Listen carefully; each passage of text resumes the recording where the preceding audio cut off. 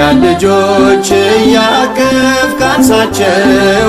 ጊዮርጊስ ሆይ ድረስ ዛሬም እንደ ቀድሞ።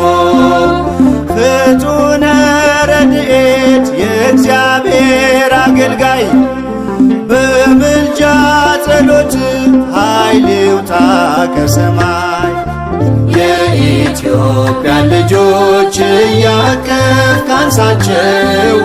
ጊዮርጊስ ሆይ ድረስ ዛሬም እንደ ቀድሞ። ፍጡነ ረድኤት የእግዚአብሔር አገልጋይ በምልጃ ጸሎት ኃይል ይውጣ ከሰማይ።